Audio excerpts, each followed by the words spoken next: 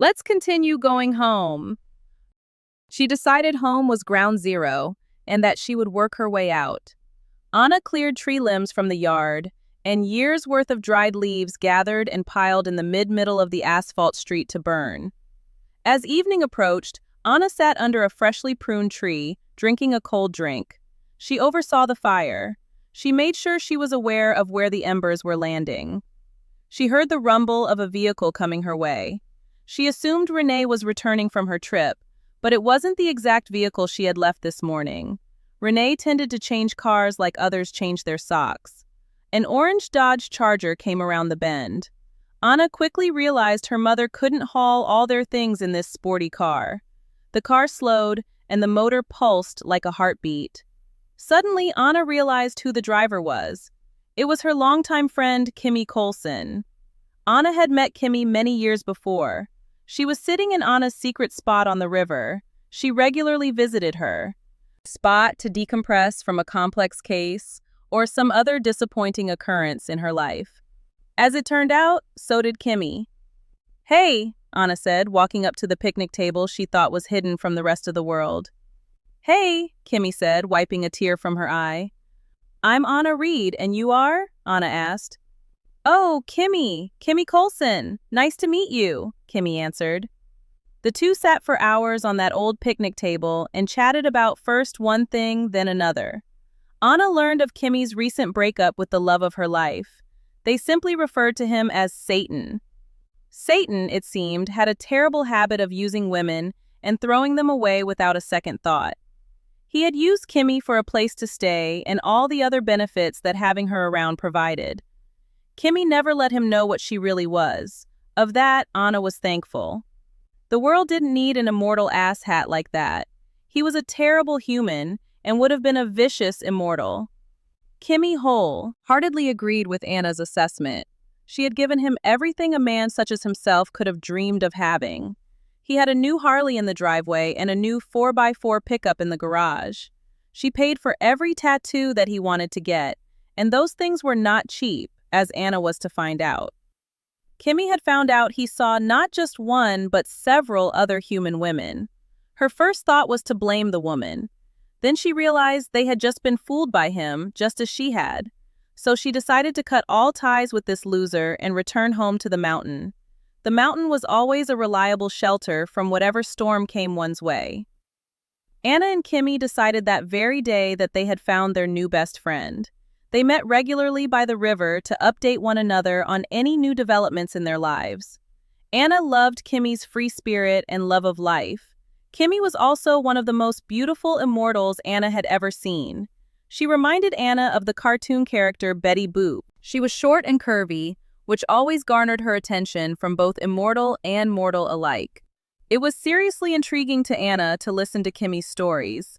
Anna had only had one serious relationship in her life, which was when she was in college.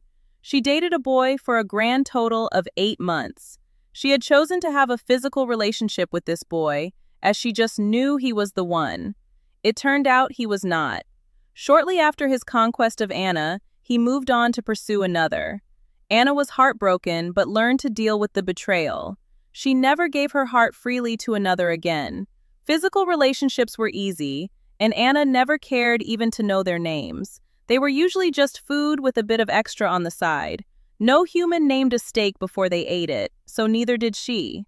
Kimmy was a sucker for love and dreamed of her happily ever after. Anna hoped she never lost her innocence on that matter.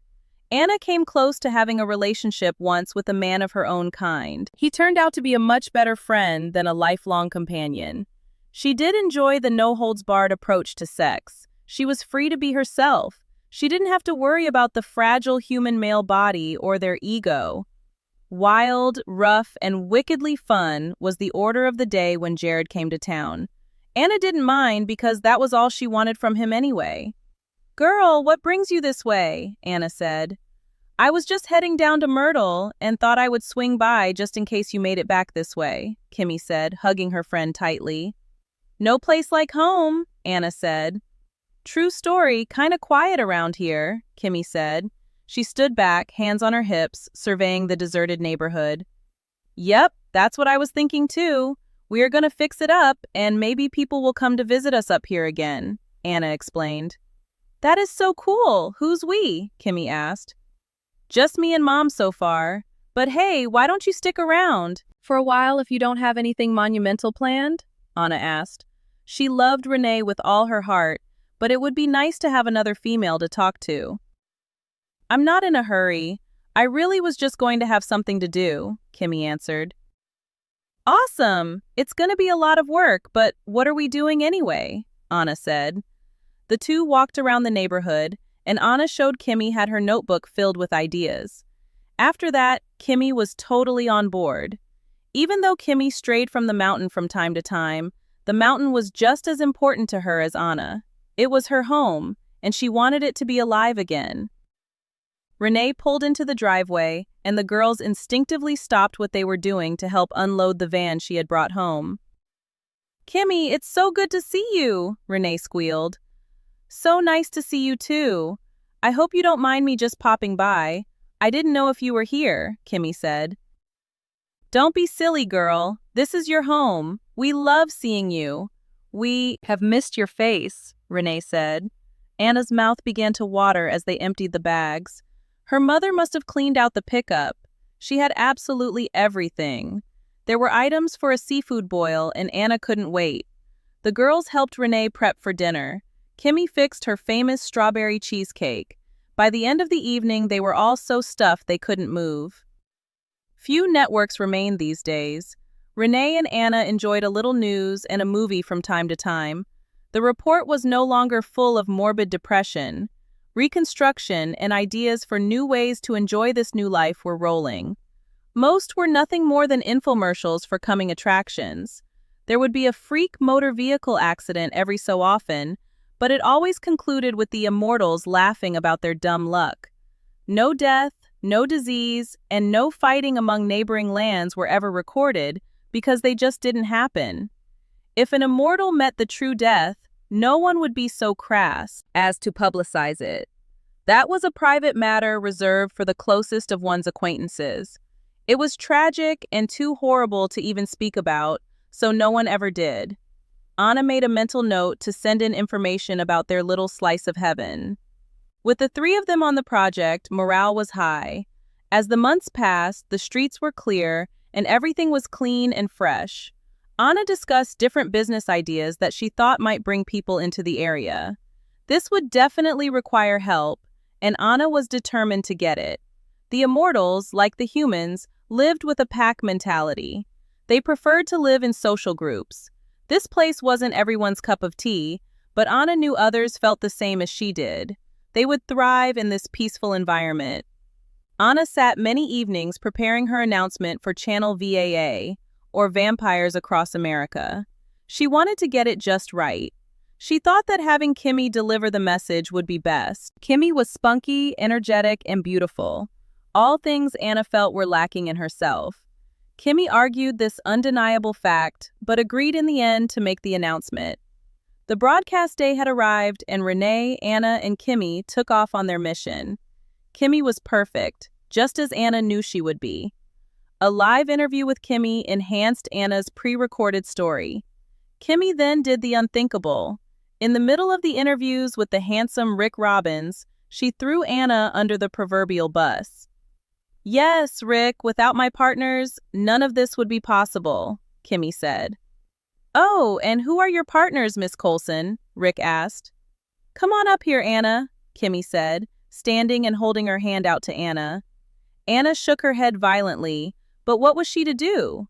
This was live TV, and the camera was already on her terrified face. Anna moved slowly to the stage, and a stagehand quickly brought her a chair. Anna knew she had to be as welcoming and friendly as possible, not her typical traits. She had a resting bitch face, and she knew it. "Welcome, welcome, Anna. So, are you the mastermind behind this project?" Rick asked. "Thank you so much, but this is truly a group effort," Anna said. Her face was as red as a beet, but she struggled through.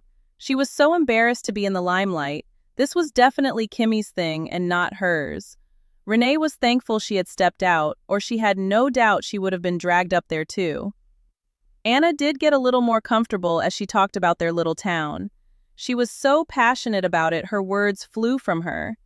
She described the mountaintop music arena while clips played to show the area's beauty. Wild ponies ran in their sanctuary. Anna couldn't imagine anything more beautiful than the majestic beasts. Anna made sure to show all the lovely places for people to stay when they visited. Anna explained the need for others to come and help in the restaurants and different areas they might have an interest in. She was so excited to get the word out. "This place is so lovely. To tell you the truth, I had never heard of it before. I can't wait to visit, though. I hope I get a full tour," Rick said. Kimmy finally took over the interview. "This place is a romantic spot for a getaway or even a permanent residence. My family believes in the power of our mountain. It is relaxing and offers all the seasons. There is no boredom there, that's for sure. From one day to the next, we just look outside to check the weather.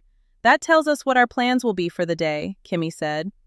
Some might think the changing seasons aren't a big deal, but the fight to overcome boredom was real to a vampire. Immortals have to work hard to overcome it. After a while, one had seen it all and done almost anything they were interested in doing. Mundane existence was horrible. The mountain offered deviation every day. Anna thought this would be appealing to some of the older immortals. Just a slight difference, like the weather, would help with the flow from day to day. Those who lived before technology ruled the world would be nostalgic for their old lives. The mountain was kind of stuck in a simpler time. That was rewarding in its own way. The people of Oakview, Virginia, could hold on to innocence and peace a little longer than the rest of the world. "I can't wait to come to check it out, Anna. This place sounds so perfect. I think you will get a lot of traffic up there on your mountain," Rick said. "Everyone is welcome. We encourage everyone to come on up. Feel free to give us a call if you have any questions," Kimmy said. Anna's and Renee's numbers rolled across the screen, and there it was, the beginning of their new lives. The broadcast played for several days. The calls were slow to start, but the interest was definitely there when they did. Saturday welcomed the first visitors. Adam and Cecilia Pike were to arrive. Anna and Renee planned to put them in the old Nathan Dorati house. The house was an old plantation house that had stood the test of time. It was a massive home with movable panels leading to hidden rooms. The cellar was a makeshift dungeon used to house the unruly, unwilling workers. This was a horror of the time in this area. Anna felt that people, especially those who lived during that time, might enjoy going back in time in a way. Anna made sure the oil lamps, actual paper, and pens were available to the guests. She thought it gave it a more authentic feel. Journals written by the original owners of the plantation were available for the visitors to read. Anna found it interesting to learn how they lived. She hoped others would like it too. Anna had heard it said before that a person died twice. First by their mortal death, and the second the last time someone spoke their name. Anna hoped the journals would postpone the second death for Nathan and Dally Dorati. She felt as though they were friends after her dive into their lives. Some things were beyond her scope of understanding, but she simply agreed to disagree with their choices. Renee would prepare the meals for the guests. Anna's job was to chauffeur the visitors around and let them see the area. Saturday would be a lazy day, as the couple had traveled quite a distance to get there. Anna knew downtime would be needed. She showed them the home in which they would stay. She encouraged them to tour the grounds and call if they needed anything. Renee had prepared their lunch and left it in the kitchen. She had pot roast, potatoes, and onions simmering in the slow cooker. A pineapple upside-down cake was to be dessert. Renee hoped they enjoyed her efforts because nothing pleased her more than others enjoying her cooking. She prided herself on being somewhat of an amateur chef. To our surprise, the Pikes wouldn't hear of them not joining them for dinner. The group decided to make it an event and dress for the occasion. Kimmy, Anna, and Renee wore beautiful dresses. Kimmy had so much fun fixing everyone's hair and makeup for the evening. Cecilia explained that people used to always dress for dinner. It was a sign of respect for the person responsible for supplying the meal. The Pikes explained how it was rare to receive guests, so something like this would have been a huge deal. Adam said he resented the way humans had gone out of their way to separate themselves from others at any opportunity. Children taking their meals in front of the television or sitting with their noses in their cellular phones was horrendous to him. No wonder there was no sense of consolidation with the humans. They fought it at every turn. The immortals needed inclusion, and they welcomed the opportunities gatherings provided. They wanted to feel like they were part of something. New conversations, new hobbies to learn about, or just new faces were always pleasant additions to their forever. New was hard to find, especially among the older immortals. Anna didn't have that to worry about yet. The evening came to a close, and Anna felt a kinship with this couple. She felt like she had made two wonderful new friendships. Tomorrow was another fun-filled day to get to know them better, and she looked forward to it. Today, as we go up the mountain, I thought I would show you the restaurant we are hoping to get up and running. It's so beautiful, we feel it's a shame for it just to sit and not be enjoyed, Anna said. Renee had a sign commissioned.